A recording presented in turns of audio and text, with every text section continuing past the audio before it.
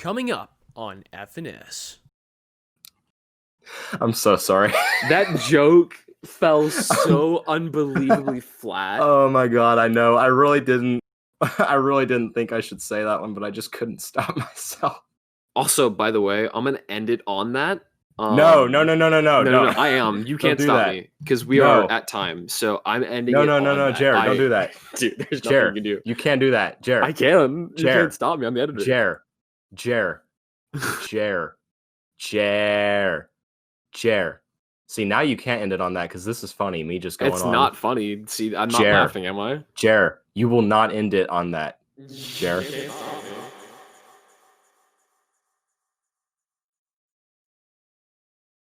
There we go. Okay.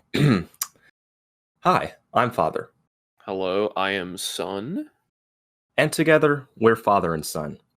And we're here to remind you to always stay safe when you're driving on those country roads, because if you don't, well, they just might take you home. I couldn't keep it together. I was gonna start singing it. You almost got me to start singing it. That was no, close. you have no idea. I've been waiting a whole week to say that one. Really? That's what you've been. Oh my gosh. Okay. The issue, Jer, is that every time we record one of these, I always think of brilliant things to say right after it's over. So I have to write them down and wait till the next time. Put brilliant in quotations, please. No, that was the best joke I've ever made, and you know it. Best one. Welcome to Father and Son. Hi. If you like what you see, subscribe, comment below. This will be on Spotify soon. So, Awesome. But sounds in the background. Let's jump right in. Yeah, Jer, in a Evan? stunning turn of events, I haven't seen you since the last time we recorded one of these things. So how you doing, man? That's not really a stunning turn of events because that's just like a normal occasion between us sometimes. Like me and Evan, Well, I would probably say you're like probably my best friend out of everybody that I know, but it's kind of hard when the lunchroom club is so close, like in general. Yeah. But like like the last couple times we've just hung out in person and then recorded a podcast like the day after. Yeah, actually, we haven't really ever talked about like we have this habit, and it's something that we've been doing for years, where we'll just like anytime that I go over to his house or like we're in a group or something like that, we have like a thing where we just go on a walk. Like most friends, like I don't think that's super normal just to go on a walk at like 2 a.m. and like walk like for miles and miles, like just around like random areas. But I don't know. I feel like there's a chance more people do it than we think. But maybe like I just haven't seen very many people out like at right, 2 exactly. or 3 Like a.m. if more people did what we do, we'd see them. Mm-hmm. That's true. And I'll tell you what's not normal is the amount of time that we walk. Yeah, we walk for like a good 2 to 3 hours every time we do it. Yeah. And we don't want to tell this story yet. I want to wait to get the boys on here, but the New Year's Eve walk, that ain't normal. that is for sure 100% not done by anybody but us. Something that I've actually never been on. Shh, they don't have to know. They don't know, Jer. No. It's a little bit of spoilers. It's just a tradition that I haven't been a part of yet. So that's all we're gonna say. But this year it's happening. This year is happening. They're gonna hold me to it, and if I don't, they're gonna hog tie me and drag me from my house. And honestly, if we want to like make this really scuffed, we will have a podcast at like 3 a.m. after the New Year's Eve walk when we're all exhausted, and we'll just like record whatever's coming to our minds. We'll go to Polly's house, get some drinks or something like that, and then just record this. That'll be fun. Yeah, dude. it will be fun. At that point, you'll be 21, right? Yeah, I will be 21 in November, so Jared and I are about to party like it's 1999. It's just gonna be me and you sitting on like a curb drinking something. Yeah, we're not gonna be doing anything. Party like it's 1999, and we're a bunch of incels about to play D&D, except we've neither played D&D nor are like planning on it, so we're just kind of chilling, talking. That's legit all it's gonna be. We have a confession, ladies. Jared and I are basically party virgins. We have done very little in the way of that. Word. Well, yeah, but that goes without saying, I think, at this point. I would hope so. It's not like I'm going to judge somebody if they're a Christian and they're not a virgin. I would just hope that they would try and remain, Hmm. like No, celibate. I know some Christians that are no longer virgins. It Hmm. is what it is. I know some too, except they're married, so I don't really. I think it's Well, okay. you knew what I meant though. Yeah, no, I'm messing with you.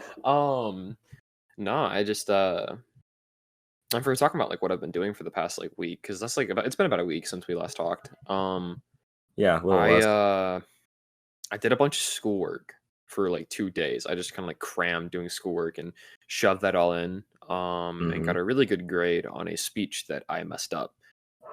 So because I forgot a word and I had forgotten it like 3 or 4 times practicing it, I knew I was gonna forget it again because the more you practice something and mess it up, the more you're gonna forget it like in the future or like do the same thing in the future. And so I forgot the word ambition, but I was able to pull out perseverance and I was able to use it as a substitute word and it worked That's just as pretty good. well. Yeah. But it's your typical elevator speech where like you have like 60 seconds to give a speech to the CEO of the company you're applying for, give them the Mm. information you want. I give this corny coin analogy with a coin that I found in my pocket, where it's like two sides of it, loyalty and perseverance, supposed to be ambition and balancing it out. And if you have them together, like on their own, they're not that great, but you have them together, they make a really good employee slash person in general, and that's what I strive for. And like I got a good grade on that, so I was like, nice. But so I did schoolwork. I hate those Um, speeches too. I Those hate kinds of them. 60-second ones. They're Like not real everybody speeches. knows you can't say everything that you really need to say in that amount of time. There's no Hmm. reason to time a person like that. I think Yeah, it's stupid. yeah, I understand. I agree completely, but it was a really easy grade, and I'm really okay with getting that grade. That's all I'm Oh gonna yeah, say. yeah. But so basically, I just got done with my classes and stuff on Saturdays, and basically Saturdays are my. I said basically twice. Saturdays are my deadlines for almost everything that I do. And I really just kind of like put it off until Saturday sometimes. Tonight I'm gonna, or not tonight, tomorrow. Tonight I'm gonna edit a podcast, last week's podcast. It's actually gonna go up tomorrow. Hmm. Which this will go up the next following Friday, so they'll have to be like, oh shoot, Everything's so outdated. Like yeah. I know last week's podcast, which is actually, well, we recorded it last week, but it's Hmm. coming out tomorrow, our time. Yeah. I know I said on that one at the very end, I was like, oh yeah, there's going to be a new Evco Productions video Hmm. out this week. There isn't one. I'm sorry, I lied. Oh no, you're I'm already just messing up swamped. on schedules on a channel that only about 12 people actually watch on a constant basis. How I dare know, you? right? Like it really doesn't matter.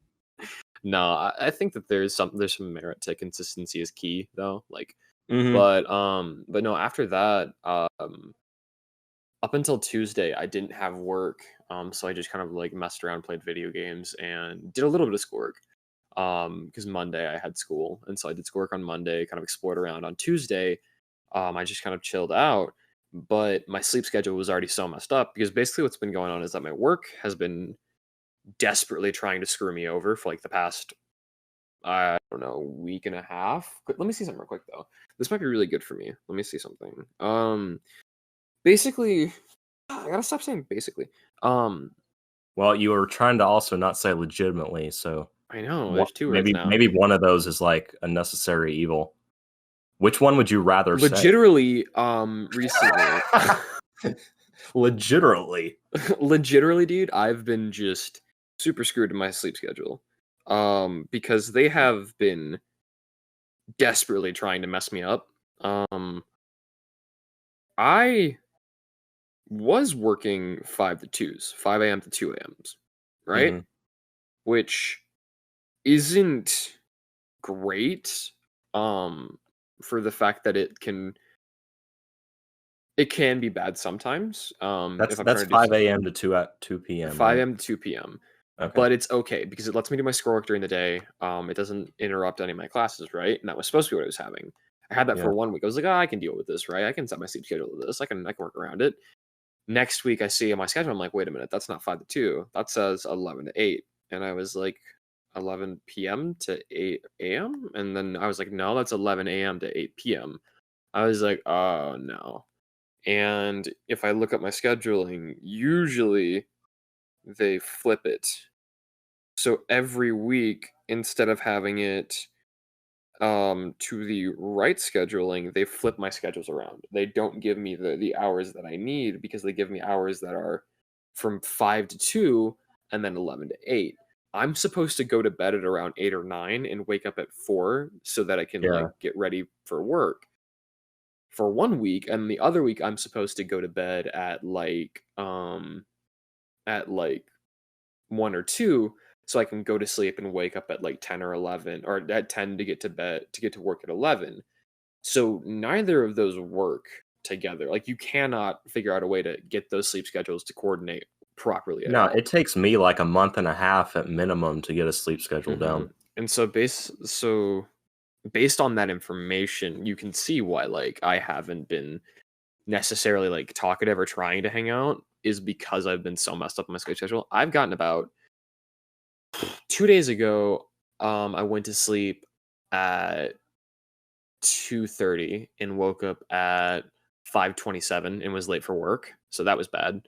So I got 3 hours of sleep that night. And then the night before that, or the night after that, last night, I went to sleep at 2 and then woke up at 4:45 and was just like, I cannot do this. I sat up and I almost like passed out. I was like that, like my head was just not in a good place kind of thing. And the night before all of this, I hadn't gotten very much sleep either. I think I got like maybe 4 hours. So collectively in 3 days, or 3 nights, 2 days, I got, or 3 days, 2 nights maybe, I got around like 6, maybe 9 hours in total. And then the night before I had gotten like 4. So my body was just in disarray and my head was Yeah. super messed up.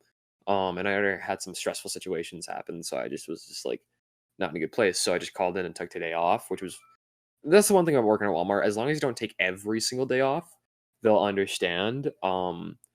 And Well, this actually yeah, that's the leads me thing. into So, something I kind of wanted to talk about with you because hmm you work at Walmart, and I used to work a couple years back at Market Street, and yeah, so we both had kind of hmm that same sort of supermarket job, and I we've kind of had the wanted fun times. we've had the fun times. I kind of wanted to know, like, how long have you been working there?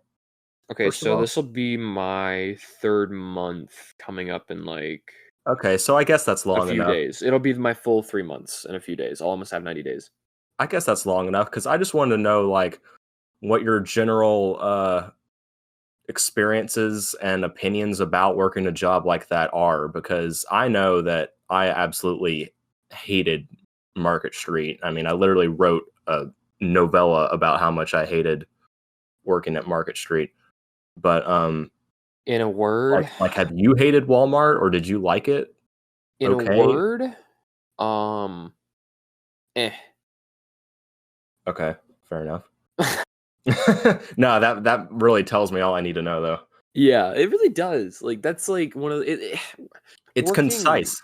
working retail is something I think that everyone should go through, just so they know that whenever somebody is working retail and they're like Uh-huh. trying to like talk to them and maybe they seem kind of like frustrated or something like that, to be patient with them because Yeah. they've been dealing with dumbasses all day and they're just tired of it, and they're not having a good time. They're just like wanting to go home. That's something that I feel like everyone should have to like go through just to understand them, because everyone's like, "Oh, it's an easy job." Being a cashier isn't easy because you have to sit there for 8.5 or 8 hours doing nothing in Mhm. bagging groceries for annoying people who don't want to do anything and try to talk to you and you don't want to talk to them, right? So cashiers have it bad because of that. They it doesn't go by fast at all.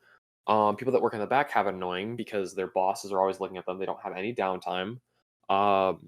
And it's kind of rough in that sense. It's It's such okay a though if you have good mundane coworkers. job. Like it's not It's such a mundane challenging job, yeah. Mundane's a at really good all. word for it.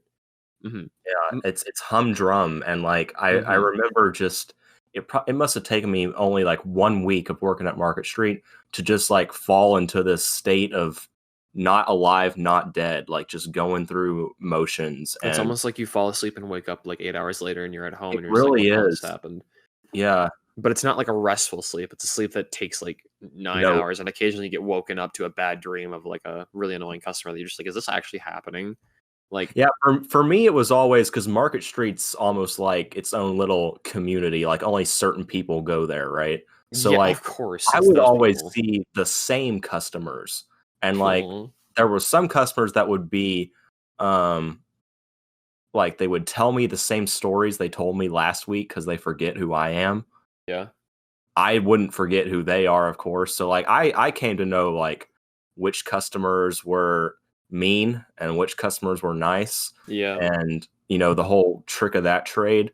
But mhm, it was just really weird because like I knew these people and they didn't know me, and that was like the first time I've ever experienced that because most of my life has been spent in very small communities where everyone knows my name and I know theirs. That's how it works for mhm, me at church, at school, you know, in general. And so Market Street has like the facade of being a friendly environment, but it's really mhm. not.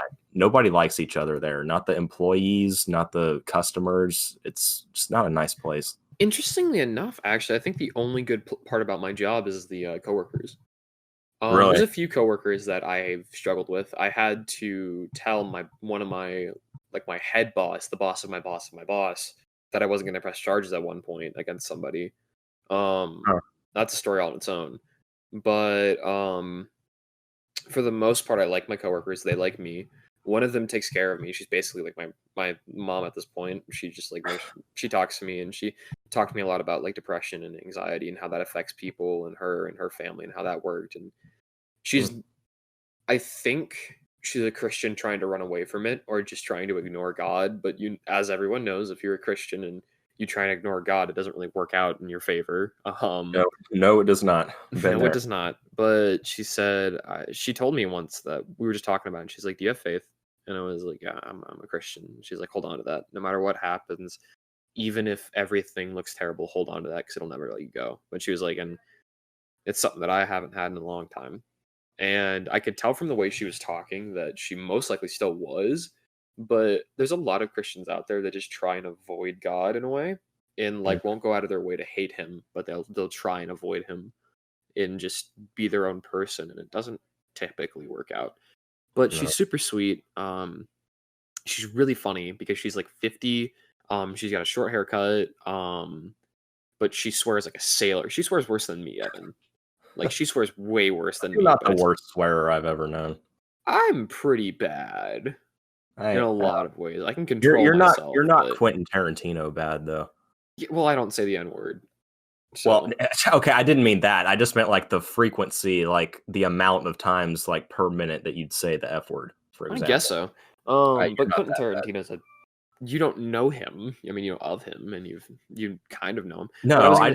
just meant like you're not a character in his movie. Oh yeah, of course. Going F this and F that. But no. What I was gonna say is like you said that was probably the first experience that you've had with meeting somebody that you knew but they didn't know you.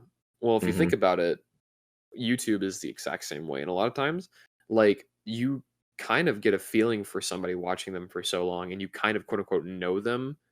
You That's don't really, yeah. but you kind of know them, but they have no idea who you are. They've never even heard of your name. They have no clue what you even look like. They just kind of know you as a collective. You know, Hmm. that's a very That's a odd really feeling. interesting dynamic. Is the Hmm. the dynamic of the entertainer, specifically an entertainer on YouTube that isn't Hmm. like in Hollywood or something, That but is it's more so small unhealthy. scale. It is But so like unhealthy. no, it's unhealthy no matter what. And I Yeah. could go off on a whole rant, especially of like, I'm a big fan, of like Stranger Things and a lot of Hmm. other movies and shows that have kids in them. And there's nothing more unfair than putting kids in the spotlight. Oh, of But that's a course. whole other conversation, Because they're trying regardless. to. Because when you're put into the spotlight and you're trying to develop your own identity, having Hmm. that be a part of your identity when it's so ever changing and ever flowing is just toxic. It's not okay. Yeah. It's Yeah. not okay in any way. It's no It's just wonder not. Macaulay Culkin went crazy. Yeah, and it takes so long for them to get back to their senses because Yeah. Yeah. they're just put in that bad position. Again, we talked about a show called BoJack Horseman a little bit on just one of our walks, Mm. and that has a really good representation of that too. Good recommendation for a show. You ever want to watch a show that depicts the toxicity of what being famous can do to a person and their psyche? Watch BoJack Horseman. I don't want to talk about it too much. but that's That's why just that's a why I cameo. haven't watched it yet, because I don't wanna Mhm. be depressed by it, because it seems like a very depressing show. It is a very depressing show, but still, it's a phenomenal show. Yeah. But, besides the point, but no, I actually that's the part that I liked about work or that I like about working at Walmart is that my coworkers because the one that we work in, is called OGP, and that's online grocery shopping.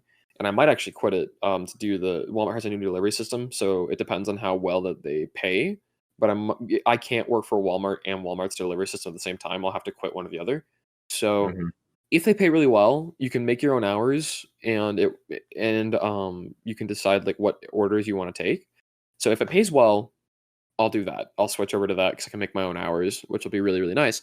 If it doesn't pay so well, I'll end up just, not doing that, and That just was sticking with something Walmart. else that was something else Market Street didn't have, was they were Mhm. not very flexible about hours. Yeah, Walmart is pretty flexible about hours, and they don't get mad at you if you're not there because they have a lot of people to replace you typically. Mhm. So as long as you call in and tell them that you're gonna be there and you don't leave the same time every single week when they're trying to give you hours, Yeah, you're okay. But, like, makes Walmart's a sense. giant corporation, so they're trying to cut down on hours anyway, so if they can survive Right. without you, they'll be happy to not have you.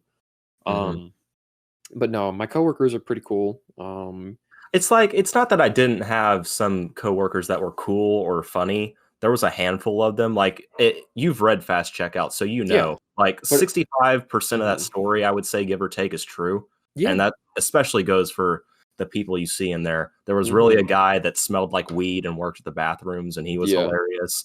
And there mhm, was really a guy, not named Jake, but did start with a J, and he and I hung out at his register all the time. He was super mhm. cool, but it was, I mean, the whole place was, regardless, still very shallow, Yeah, and it that's the thing, is I feel like a lot of the relationships that I have at Walmart are extremely shallow. I would say the ones that yeah, I have with one of my bosses, the one that I have with, um, one other person wasn't shallow, but the rest were shallow.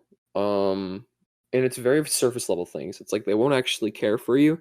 They'll listen to you and they'll be happy, but it's a competitive world. They want to make it up and they don't care what happens to you. mhm, And one thing that really, really like pisses me off is when people don't treat people like humans. And like yes, there was a uh, what I almost had to press charge is basically the guy has some pretty heavy mental issues, but he's functioning. He was working at Walmart. He threw something on the ground, and it rolled over and hit me or something like that. And it was that's right, coming I out think pretty you told fast, me but I this. stopped it. Right? Yeah, I told you this, but I Yeah, stopped it. yeah, Um, but they wanted me to press charges against him, or at least asked me to, and I told them no, I'm not going to press charges. That's ridiculous. But one of the ladies that I was working with,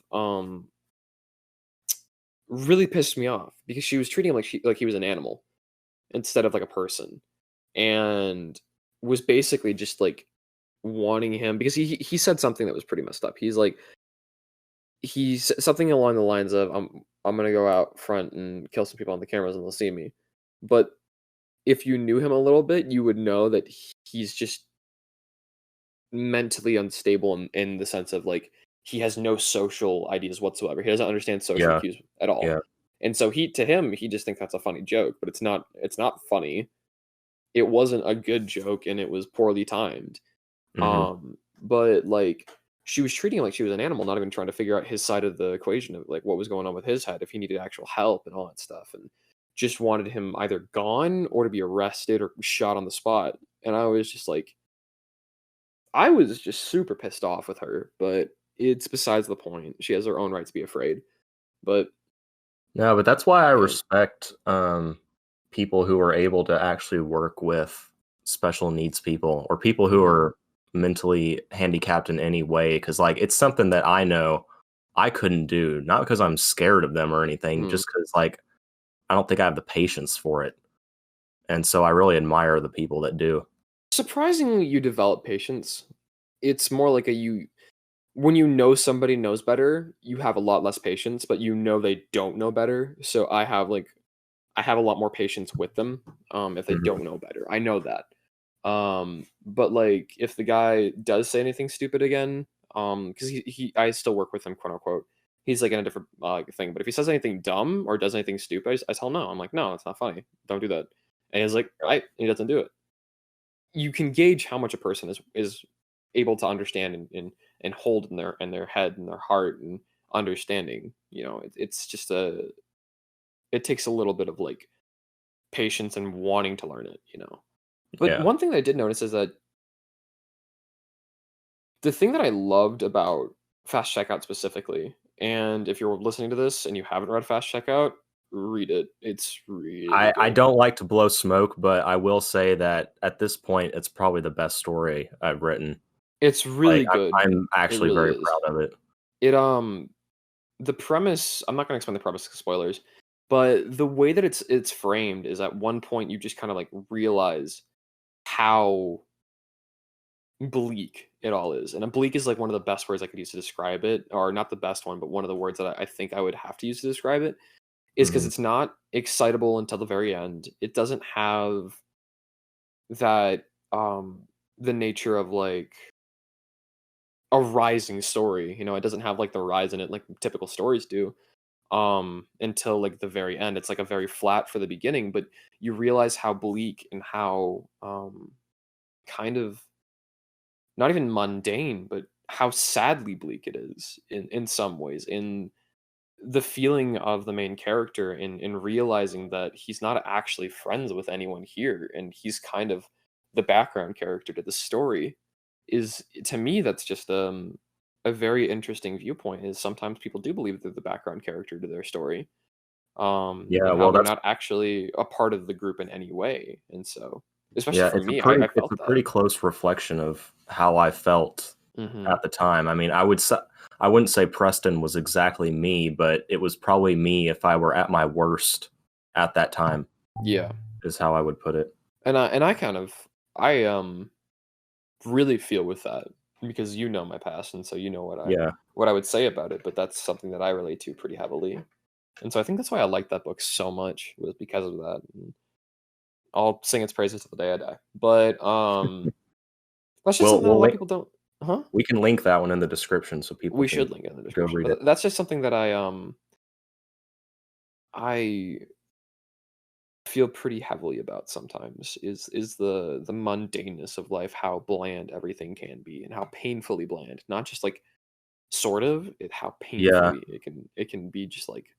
I don't know if I've ever run this by you before, and it's also not something I necessarily believe to be true. It's something I Mhm. thought up, um, and just kind of like to consider is Yeah. like, is life all about the 10%?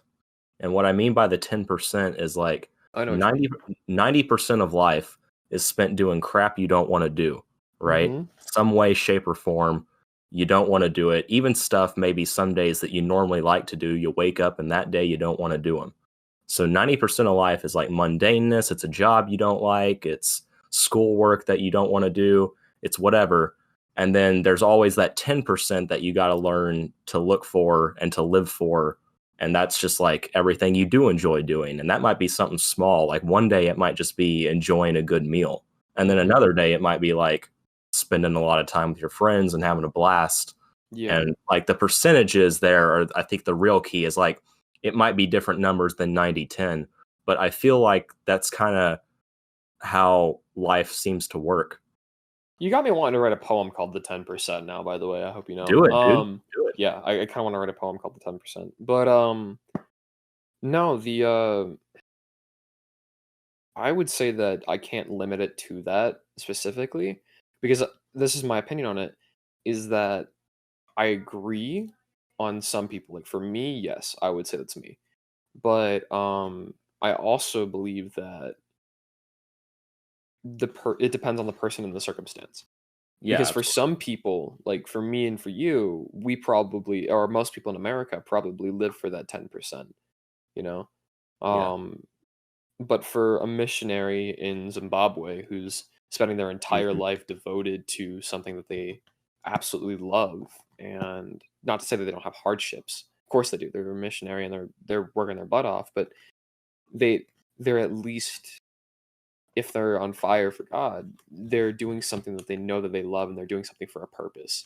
And so their life is probably like I think that I would consider people that do that, like the most hardcore Christians that give their entire life to telling other people about Jesus. Those are probably the Okay. 100 percenters in Yeah. a way, you know, like their entire life is devoted to it, and they don't really have time for anything else in some ways. But I Yeah. don't think everyone's called to do that either, you know. We're called to give our entire lives to God, but some people aren't called be the to be missionaries in Africa. Some people like me and you are called to give our entire lives to God and to tell other people about it in everything we do, you know, in our Mhm. lives and our actions. And so I think that number can raise and change depending on how much you are willing to give it to a purpose. Yeah. And I wouldn't even limit it to Christianity specifically. For me, I know that it's like the more I give to God, the more that percentage would go up and the ratio would change. But to somebody who maybe their 100% is doing something that they love or enjoy, and they get to do that, and they're giving their entire heart for it, you know. But I think it's a very interesting concept, and I really like the way you put it with the 10%. I know that that's something that is pretty Well, dear to me. So something that's actually curious since you brought it around to Christianity and to God is that also specifically in my life, God himself seems to be working in a sort of 90-10 way, at least the last few years, where 90% of the time he'll be quiet, and then 10% of the time is when I'll hear something from him, hmm which is possibly completely on me for not seeking him out more. Who knows? But maybe it could be it's a 90% of the time. It's more of a he's pushing you through other means than just like talking to you specifically through your like your heart yeah, and like the feelings, right? Like I know the stuff that you've gone through and those kind of things, but like I feel like a lot of the times it's we're just not willing to listen to a lot of things. Like we'll say things like for me and like with my ex, um, I thought I heard something and I was so certain of it. And I hmm projected it so much because I got a feeling that I've never gotten with anyone else before, and I thought that that was just God. And I'm still sure in a way that that was definitely God talking to me and telling me that this was right at the time. But I didn't listen to the other cues, to the things that he was saying after that. I was so obsessed with just that first statement that I didn't hear her views are so limited, and she's not willing to learn, and she's not willing to listen to what God has to tell her, that it wouldn't be a good combination for you two to get together. Because my biggest problem is like I don't want to be in a relationship of, and of course as a Christian man I want to be the leader in terms of the spiritual leader of the relationship, but and I'm called to be, but I don't want to get into a relationship where it's a one-sided thing where I'm not being challenged to learn and to grow in my faith and what I believe and understand. And so, and I just had to go through something pretty hard because I had to explain that to her. hmm Because I don't even. I think she may have thought that after a few months we would get back together, um, which is I don't know if that's what she thought necessarily. I'm not sure. I didn't hear that from her. I just kind of got that from context of what my sisters and my dad were telling me. And they've actually talked to her, not my dad, but my sisters. But until I have that conversation with her face to face, which I told her, and I kind of like went around the bush, explaining to her that I want to be in a I want to not fix myself, but work on myself, and I don't want to be in a relationship whatsoever right now. And the weirdest thing is when I said that and I explained in depth that I don't know what God's gonna do with my life, and that I'm not looking for anything with anybody, not just you, you know? yeah, Like, I just told her that I think the most poetic thing that I've ever said to somebody in person, like, actually was, "I'm not worth crying over. I'm not worth the tears." And what I mean by that is, it seems like a movie line, like, to try and tell somebody that I'm not worth crying over, I'm not worth the tears, like, you know, that sounds like a movie line. Because I hmm told her that, and I was like I had been told that she had been crying because of me, and the fact that and you know me, I'm really bad at texting in general. I suck at it. You're my best friend, and I don't you text you don't nearly half the time. say. Yeah, I know, right? You don't frickin' say, Jer. Yeah, funny. Haha. But she texted me, and I saw it, and I looked at it, but I was working, so I didn't have time to reply to it, and I forgot about it. And she thought that I was just ignoring her, which I don't do. I don't ignore people. I forget about people, which is worse. But I talked to her about it, and I was like, and that wasn't me trying to ignore you. I just want you to know that I'm not intentionally trying to be a jerk. I'm not mad at you, but I heard that you were crying about me, and I'm not worth the tears. I don't think anyone should be. I think the only people that you should care about their opinion, and she struggled a lot with like self doubt and wanting to know if she was worth anything, and who or what her opinion or what her value should be based on, because she valued other people's opinions over God's. Her mom's opinion, her sister's opinion, my opinion, people in her life's opinion over God's. And it's a very dangerous place to be. It's a very dangerous place to be, because if you don't give your opinion to God and let Him set your value for you, you're going to listen to what other people have to say, and other people are wrong more than half the time, more than 75, more than 90% of the time. They're wrong. They have no idea what they're talking about.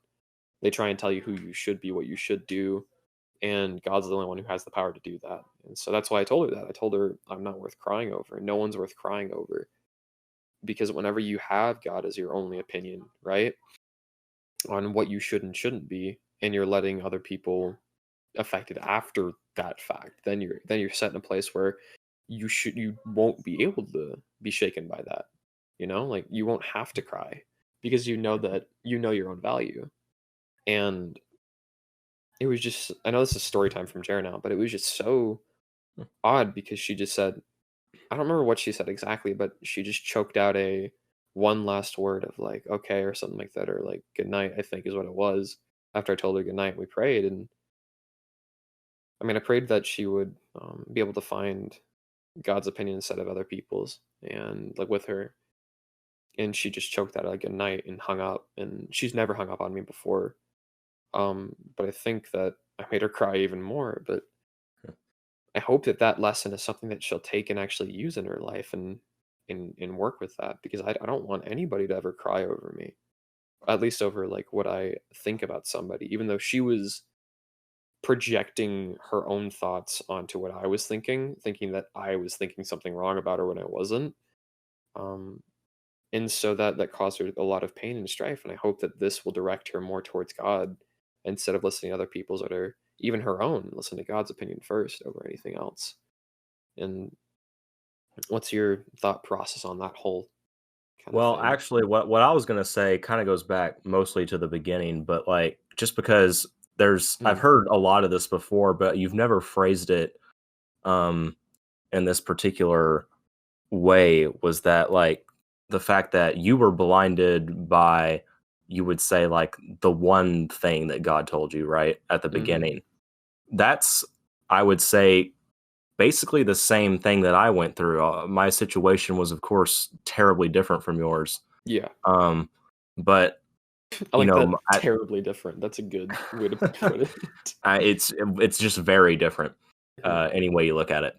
But my thing was like, um, the first thing God told me in what I call my situation with a capital S, um, because it's just the That's moment accurate. that, like, I won't detail it on here the way Jared will, because it's really somebody else's story. But it's, Mhm, as far as my side is concerned, it's the experience that really like cemented my faith, we'll say. mhm. Um, but what first happened at the beginning of that situation was God saying, "Go in there for me, let me speak through you and fix this," right? Mhm. So then I got hung up on that for, as you know, literally years, right? And I just didn't let that one part of it go. And I was like, look, I've made a phone call.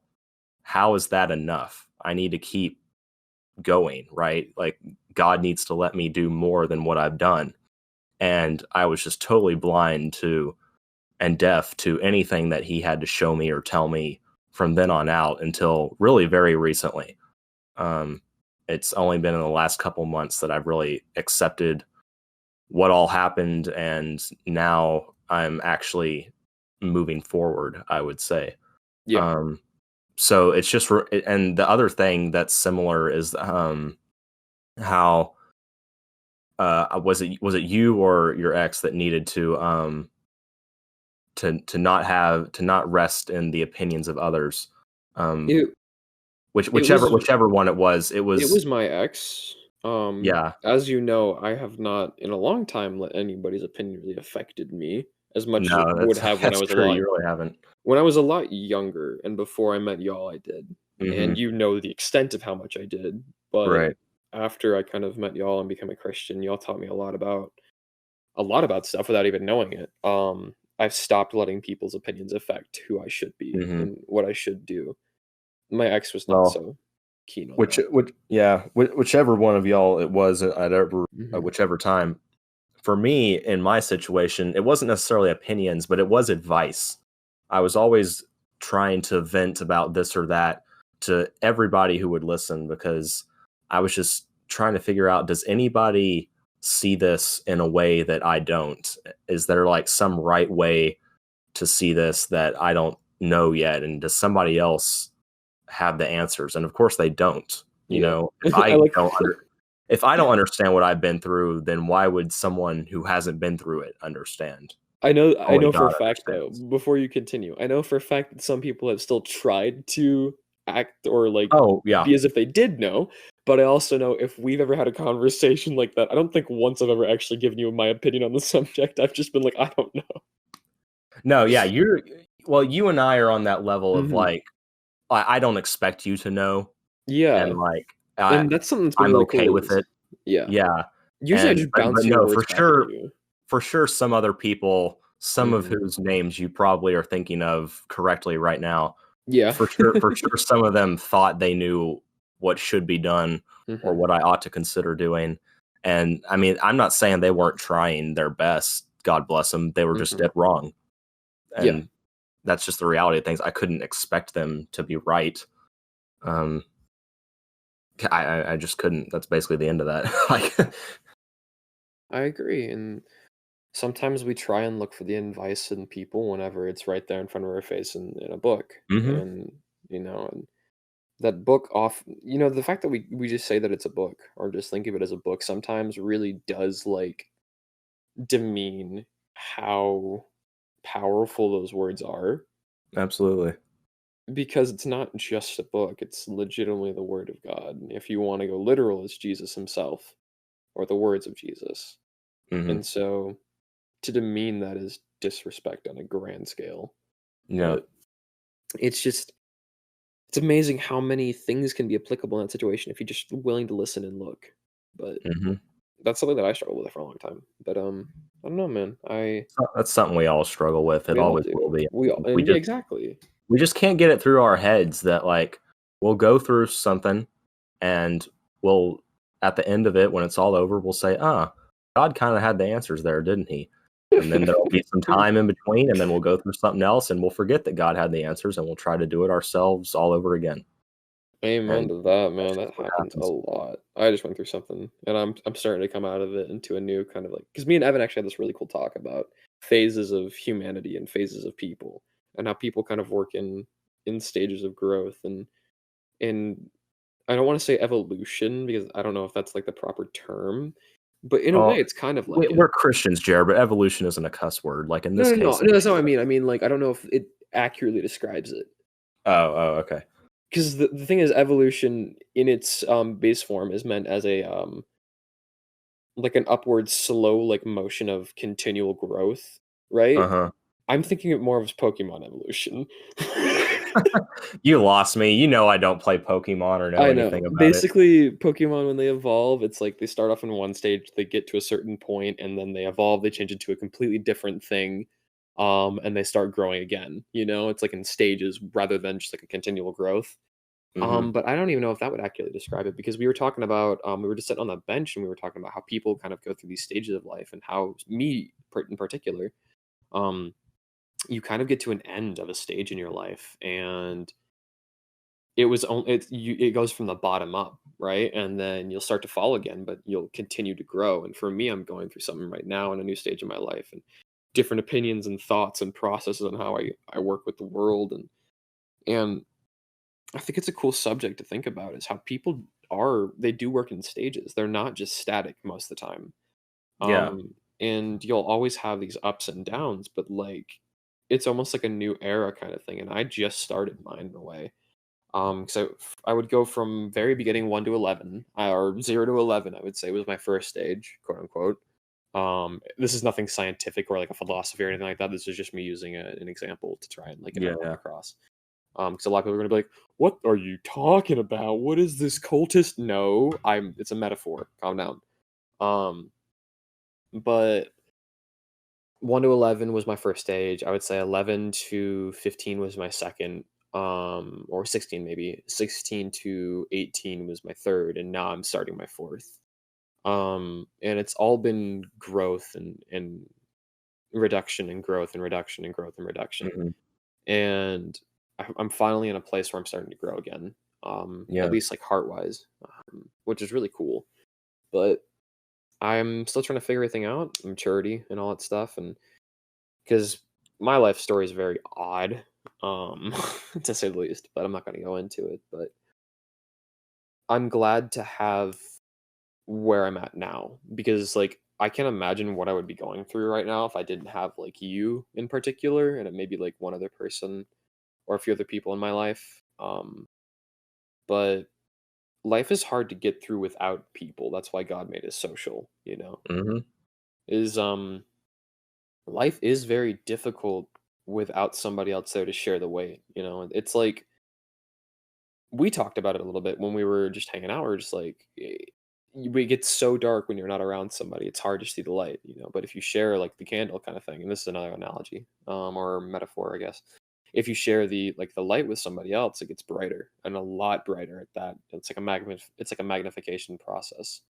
Because like as soon as I walked into that door at your house, I felt a million times better, and I felt so much more like genuinely happy rather than just sad. And I don't know, man. It's Hey, again, I'm just glad my house is useful for something. yeah, true. It's not just for playing Halo Reach and you decimating me and me being like, what the heck? Well, keep in mind that's literally the only game I could ever decimate anybody on, so I'm not sure how brag-worthy that really is Master is. Chief Collection out? Speaking of video games, I wanted to talk about a video game at the beginning of this thing, and I never did, but it's like really good. I'm probably going to talk about it now that we have like 20 minutes left. Hold on. Let me see if Master Chief. I feel like the Master Chief Collection's been out for but I quite a mean while. the Reach extension. Oh, I don't know. I haven't actually played them. 2 and 3 was supposed to come out, or like not 2 and 3. Damn it. Whatever. I'll look at it later. But there's a series, and it kind of goes along well with the whole scheme of like morality. It's called Dishonored. You've probably heard of it, right? From Archer.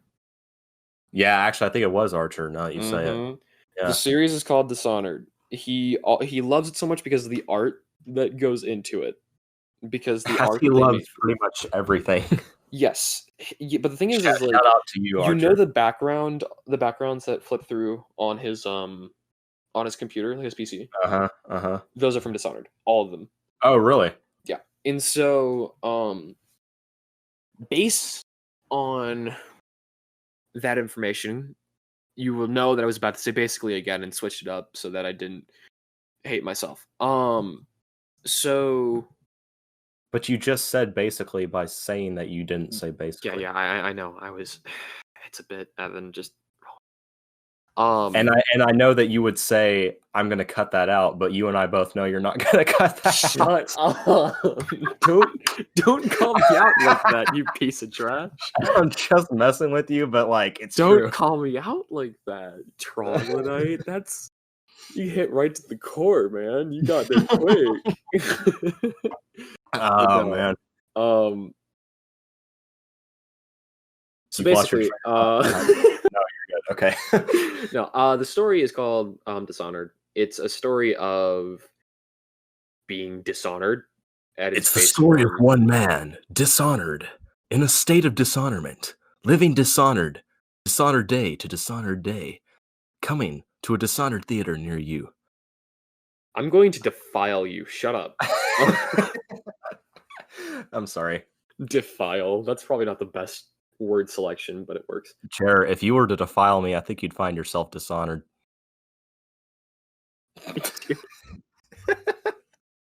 If I were to Why is this defile suddenly you, a it meme would be a now? We need to dishonorment stop to my his honor work. of dishonorment for defiling you. It'd be a This is desecration of dishonorment. seriously. I'm gonna end up making like 10 awful memes about this if I Okay, don't stop. we're gonna stop the Like dishonorment. I have to stop now. No. So the story follows this one guy named Corvo. He's a royal guard. He gets framed for killing his empress, who is awesome, but she gets assassinated by magic dudes. And secretly, this Corvo dude is the father of Emily, who is the empress's daughter. You don't actually know this, I think, until the second game, but he gets framed. 6 months later, gets actually released by a resistance group who works within the hierarchy of the system, because it's almost like a parliamentary system. It's a parliamentary system with nobles, um, and your goal is to break it down by being the super secretive assassin dude. Um, you can decide to do one of two things. You can either go ahead and kill everyone in sight, or you can spare basically everybody. I felt bad about killing anybody that didn't deserve it, so I spared almost everybody, even the ones that did deserve it, and it worked out well in my opinion. I love the way that I did it. But the goal of the game on the base level is you sneak around. So it's Assassin's Creed with magic. It's Assassin's Creed with magic is how I would best describe it. You can knock people out. You have to hide bodies if you knock them out. You can kill them. You can get upgrades on magic. You can like dash around. It's a very movement like heavy game. It's really really fun. You have to be really clever in certain ways and sneak around guards. And I thought it Assassin's Creed had magic. I don't think Assassin's Creed has magic. It just has really bullshit things that you can do. Okay, fair It enough. may still have magic. I'm not sure, but I know that Dishonored is like the assassin game with magic. But it is a wonderfully created game with a beautiful story. And I have completely butchered the describing of it because I always do that. But the game is so unbelievably fun. It's not even funny. It holds up really really well for being like a 2011 game. But depending on what you do, you can change the outcome of how the game, like the ending of the game, which is cool. It was one of the first games to do that. So like you get this thing called a chaos rating. If you don't kill anyone, you have a low chaos rating. If you kill somebody, you have a high chaos rating. Or if you kill a bunch of people. I spared almost everybody, even if they didn't deserve it and were terrible people. And because of that, Emily ended up being like this wonderful empress who took care of everybody. If you kill everyone, she ends up being this tyrant queen who like is way worse than whatever could have happened, you know? And the game has such a distinct setting and such a messed up version of morality in so many ways that like it seems as if like if there was actually a dystopian environment, that's how it would end up. Like a dystopian British or colonial like British like environment. That's what it would be like. And I was so intrigued by how it all worked together and how willing it was to delve into the messed up things in life and how messed up like people could be and betrayal and all that. And it just fascinated me that I played it for the past 3 days. I've been playing the game. I finished it in 3 days. I played 12 hours of it. I finished it like really, really quickly.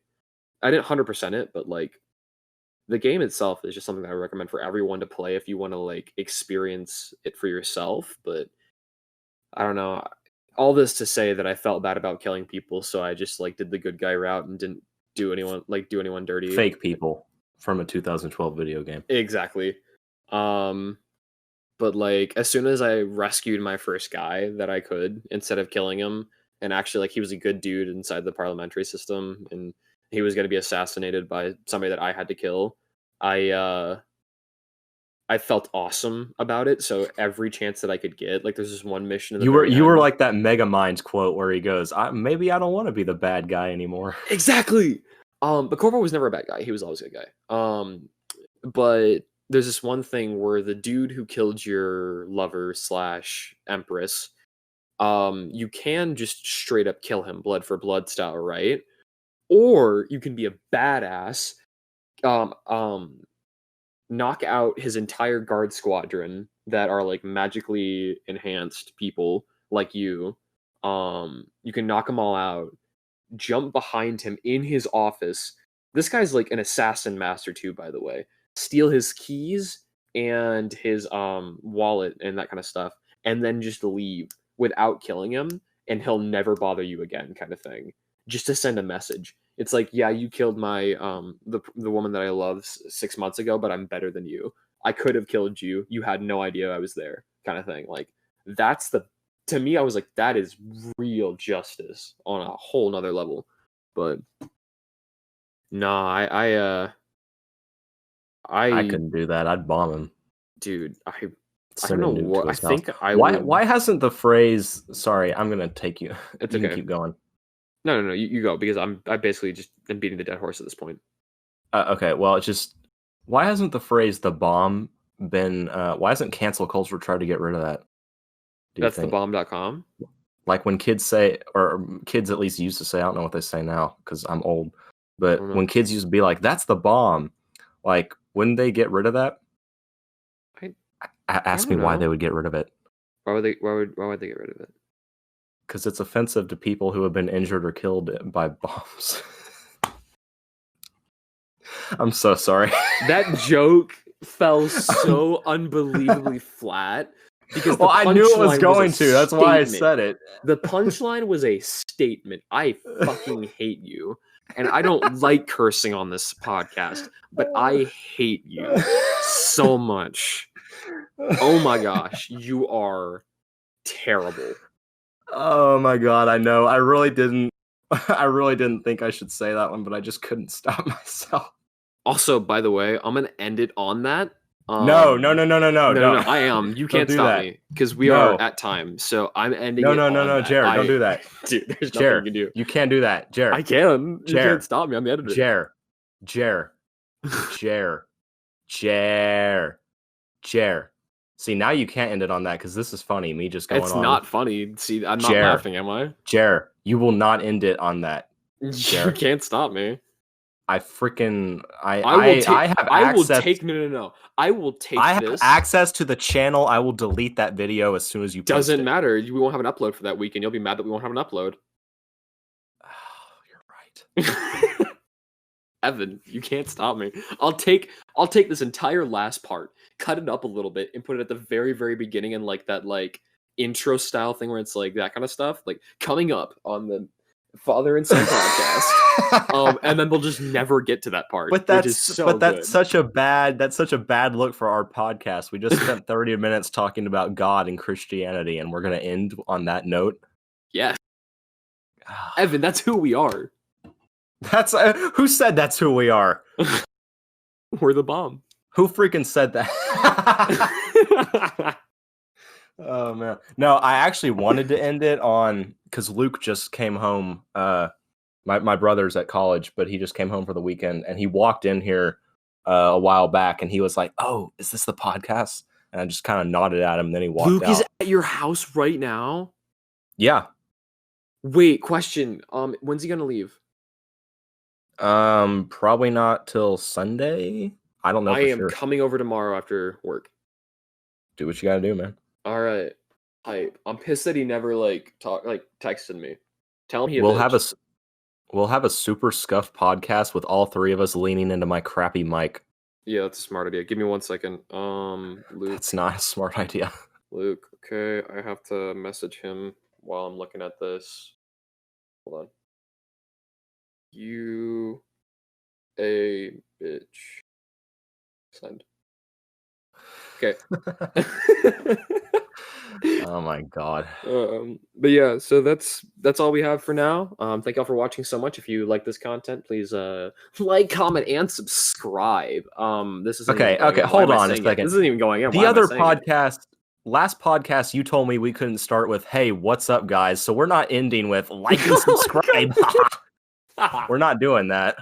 I'm taking all. This is gonna be in the giant compilation of like things that didn't go into the podcast that I want to say. No, this needs to go. What's wrong with this stuff? Okay, don't answer that. But it should still go in. I don't know what you're talking about. It's going to be months before we can have a compilation of any kind. There's no reason to wait that long. I hate waiting. I want all content to go out immediately. That's how I am. Fine. Okay. Because what if we're not here in a few months? Do you want all this unused footage? What do you mean? What if we're not here? What the hell? This is just how I think, Jer. Like, when I make a video, right, dude, for Evco Productions, I'm like, dude, this has to be what it is. I'm like, this video has to be posted immediately the day that I make it, because just what if it just goes completely unused and unedited because I die in a car crash the next day? Which sounds like a morbid thought, but like to me, it's just common sense. Like, I just need to get this out. My favorite part about that is the lack of concern for your own life, but the fact that the content. No, I don't care if I die or not. I want the video to be out. The content. I want my legacy to be preserved, Jared. That's what I care about. Prioritize content. Hold on, I'm fucking making a shirt out of that. Prioritize content. That's great.